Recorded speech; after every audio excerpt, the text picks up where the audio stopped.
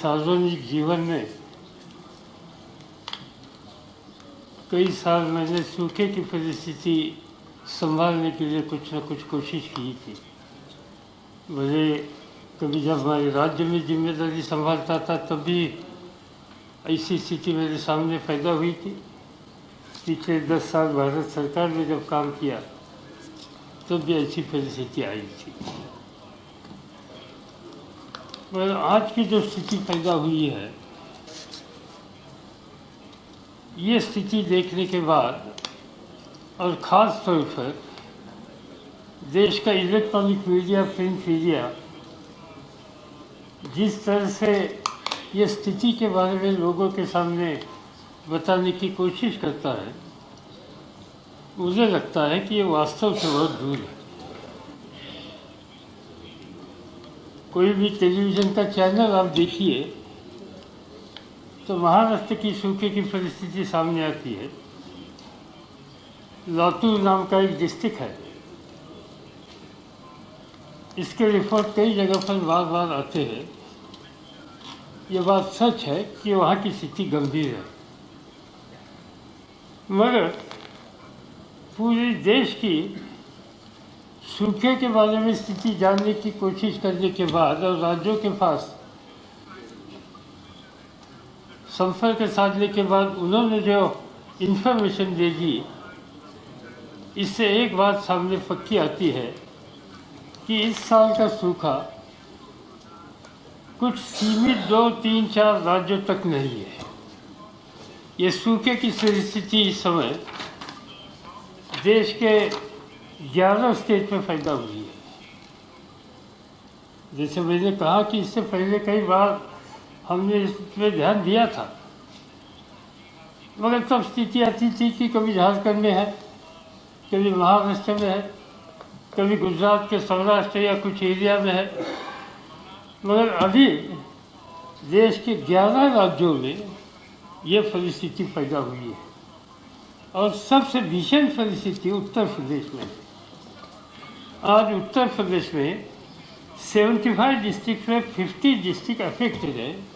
ये official statement government of India का है कि जिसमें 72,014 विलेजेस आर अफेक्टेड एंड 9,90,000 आबादी इसमें फंसी है। एक ही राज्य में 9,80,00,000 जब आबादी इसमें फंसती है तो ये संकट की स्थिति कहाँ तक गंभीर है, ये बात हम लोगों के सामने आती है। दूसरा राज्य मध्य प्रदेश। हम हमेशा सोचते थे कि नर्मदा का पानी का सवाल खत्म होने के बाद गुजरात और मध्य प्रदेश की परिस्थिति में बहुत बदलाव आ गया। हमने 2-3 बार अखबार में कुछ स्टेटमेंट भी बने कि मध्य प्रदेश और गुजरात में एग्रीकल्चर ग्रोथ ये देश की ग्रोथ से दुगुना हो गया है। मगर वहाँ की जो आज की स्थिति है, ये स्थिति देखने के बाद 51 डिस्ट्रिक्ट में 46 डिस्ट्रिक्ट में आज ड्राउट की परिस्थिति पैदा हुई है कि जिसमें 42,829 villages has been affected and 4 crore population आज इससे ये संकट में पैदा हुई। तीसरा राज्य है महाराष्ट्र। 36 डिस्ट्रिक्ट में 21 डिस्ट्रिक्ट ऐसे हैं कि जहाँ सूखे की स्थिति है। 15,700 विलेजेस अफेक्टेड हुए और 3,70,00,000 आबादी इस परिस्थिति का सामना कर रहे हैं। इसके बाद कर्नाटक है कि जहाँ भी 3,11,00,000 लोग इस परिस्थिति का सामना कर रहे। 30 डिस्ट्रिक्ट में 27 डिस्ट्रिक्ट कर्नाटक के अफेक्टेड है। आंध्र के 13 डिस्ट्रिक्ट में 10 डिस्ट्रिक्ट अफेक्टेड है, जहाँ 2,25,00,000 आबादी इस संकट का सामना कर रही है। और इसके बाद हमें देखना मिलता है छत्तीसगढ़ 27 डिस्ट्रिक्ट से 25 डिस्ट्रिक्ट में वहाँ सूखे की परिस्थिति है। 16,900 गाँव में ये समस्या है और 2 करोड़ आबादी 1,99,44,000 इस परिस्थिति का सामना कर रही है। वैसे ही झारखंड की स्थिति है 24 में 22 डिस्ट्रिक्ट, 3,17,00,000 आबादी आज इसमें फंसी है। वही स्थिति तेलंगाना की कि जहाँ 10 डिस्ट्रिक्ट में 7 डिस्ट्रिक्ट में सूखे की परिस्थिति है और 1,80,00,000 आबादी इसमें फंसी है। वैसी ही परिस्थिति राजस्थान में है और कैसी छोटी कम लेवल पर मगर गुजरात में भी है। तो 11 राज्यों में आज ये सूखे की परिस्थिति पैदा हुई है और इसलिए मुझे लगता है कि हम लोगों को, चाहे भारत सरकार हो, चाहे राज्य सरकार हो, चाहे अलग अलग राजनीतिक दल हो, ये समस्या देश के सामने बहुत बड़ी संकट की समस्या पैदा हुई है और हम सब लोगों को राजनीति छोड़कर राजनीति के ऊपर इस परिस्थिति का सामना करके जो हमारे कई साथी आज इस संकट से तरस रहे उनको किस तरह से मदद कर सकते हैं, ये हम लोगों ने सोचने की ज़रूरत है। हमने देखा था कि 3 साल पहले हिंदुस्तान के किसानों ने आज तक कभी पैदावारी की नहीं थी, इतनी बड़ी अनाज की पैदावारी की थी। और आज एक स्थिति अच्छी है कि अनाज की कम नहीं देश में, क्योंकि इससे पहले जिस तरह से कदम उठाए गए इसके नतीजे आज हम देख रहे हैं, हमारे भंडार आज भी भरे हैं। मगर मुझे याद है कि 1972 में एक बड़ा सूखा पैदा हुआ था और तब अनाज की परिस्थिति गंभीर थी और मैं तब राज्य में काम करता था। मुझे याद है कि हमारा सब ध्यान कनाडा से, अमेरिका से, विदेश से जो अनाज आता था और बम्बई के पोर्ट में जो जहाज रखता था वहाँ से जल्दी कैसे हम बाहर निकल सकते हैं और गाँव में कैसे बेच सकते हैं, इस पर हम लोगों का ज़्यादा ध्यान था। तब अनाज की पैदावारी कम थी, पानी की पैदावारी कम नहीं थी। मगर इस साल पहले बार हम ये देख रहे हैं कि ये सभी राज्यों में पीने की पानी की समस्या बहुत गंभीर हो गई। कई सदस्यों ने देखा होगा, टेलीविज़न पर भी देखा होगा, कहीं से भी एक टैंकर आ गया तो ये टैंकर को घेराव करते हैं। मैंने देखा कि मेरे राज्य में महाराष्ट्र सरकार ने जहाँ टैंकर आते हैं पानी भरने की जगह है वहाँ 144 कदम लागू किया है, क्योंकि वहाँ एक तरह का संघर्ष पानी के माध्यम से हो रहा है और इसलिए हमें कुछ न कुछ पूरा ध्यान पानी की समस्या पर देना पड़ेगा। आज जैसे मैंने कहा कि कितने राज्यों में परिस्थिति खराब हुई है, पानी की परिस्थिति कैसी हो गई। आज हम लोगों को इसमें long term and short term measures लेने की आवश्यकता है। इमीडिएट मेजर जो करने हैं, एक तो पीने की पानी की समस्या करें। आज टैंकर के बिना पानी दे नहीं सकते। अकेले मेरे स्टेट में 4,000 से ज़्यादा टैंकर डाल जाते हैं। एक टैंकर हर दिन 3-3, 4-4 ट्रिप करते हैं और वहाँ पानी लेने के लिए कुछ न कुछ प्रबंध करते हैं। कई डिस्ट्रिक्ट जगह ऐसी प्लेसेस ऐसी है, मनमाड नाम का एक डिस्ट्रिक्ट प्लेस है नासिक डिस्ट्रिक्ट में, रेलवे का बड़ा जंक्शन है, 1.5 लाख से ज़्यादा आबादी है। वहाँ पानी मिलता है 30 दिन में एक बार, 1 in 30 days। कई दूसरे डिस्ट्रिक्ट है जो लातूर जैसे डिस्ट्रिक्ट है, तो लातूर जैसे डिस्ट्रिक्ट में मैं भारत के रेलवे मंत्री को धन्यवाद देना चाहता हूँ कि उन्होंने रेलगाड़ी का प्रबंध कर दिया और कृष्णा रिवर से पानी देने के लिए वहाँ कुछ न कुछ कोशिश की।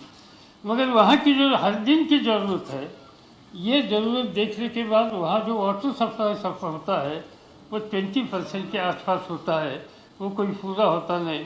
और इसलिए वहाँ के जो नागरिक हैं उन लोगों को एक बार पानी मिलने के बाद नेक्स्ट टाइम उनको कम से कम 20 दिन की राह देखनी पड़ती है। कई ऐसे शहर हैं कि जहाँ 5 दिन, 10 दिन, 15 दिन, 20 दिन, 30 दिन तक रुकना पड़ता है। आज उन सब लोगों का पूरा ध्यान मैं पानी कैसे लाऊंगा, कैसे संभालूंगा और अगला दिन ठीक तरह से पानी संभाल कर कैसे मैं कराऊंगा, इस पर लोगों को ध्यान दें।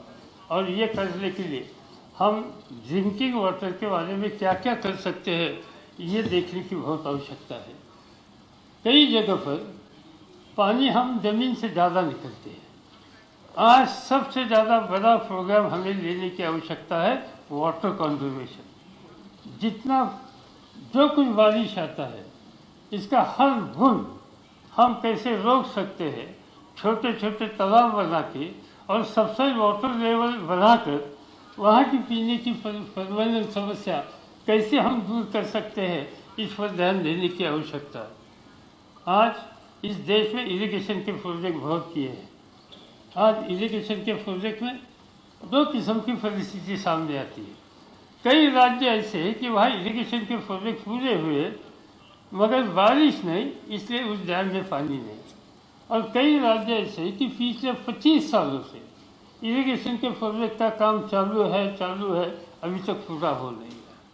और ये अधूरे इरिगेशन के प्रोजेक्ट है, इनकी अवधि, ये जो national register of large dam, ये जो देखा तो ये नेशनल रजिस्टर में there are 312 projects which are incomplete for last 25 years.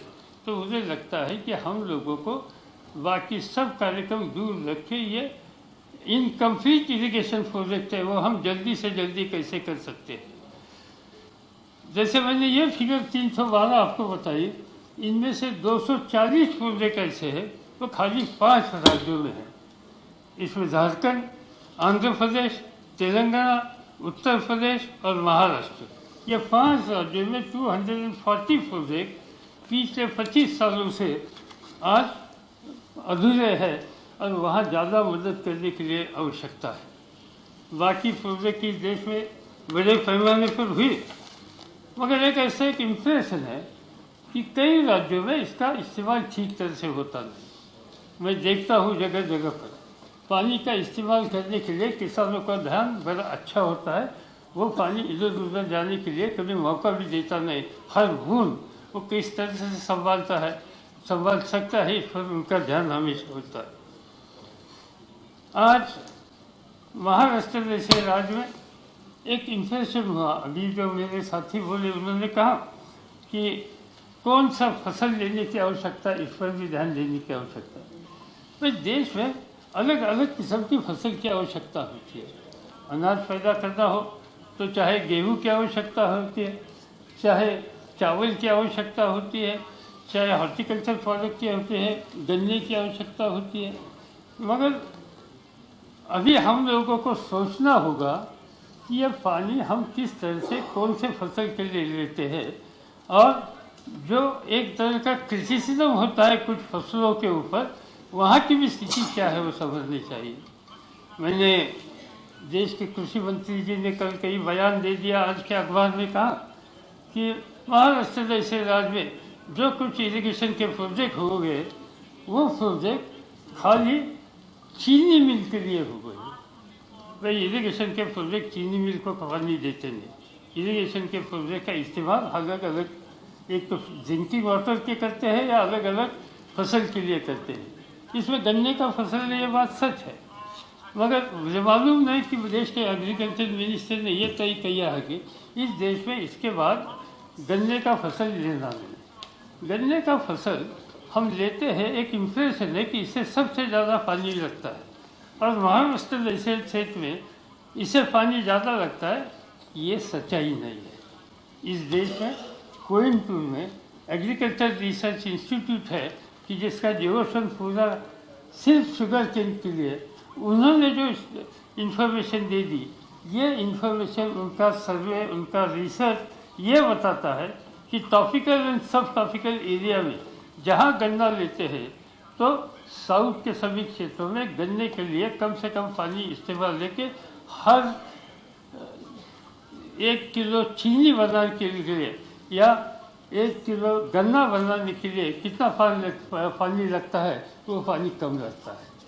और इसलिए गन्ने के लिए पानी का इस्तेमाल कर दिया, ये कोई बहुत गलत काम किया ऐसे मुझे लगता नहीं है। मुझे मालूम नहीं, शायद सरकार की नीति कुछ बदली होगी, तो मुझे मालूम है। एक इम्प्रेशन है एग्रीकल्चर मिनिस्टर साहब का कि शायद इससे बड़ा नुकसान हो रहा है। मुझे मालूम नहीं कि कल ही उन्होंने लोकसभा के एक सदस्य महिला सदस्य को फ़ोन किया या मैसेज भेजा कितने बजे? मुझे बड़ी खुशी है कि रात देर तक वो काम करते हैं। महिला सदस्य को 11 बजे मैसेज दे दिया, बहुत अच्छी बात है।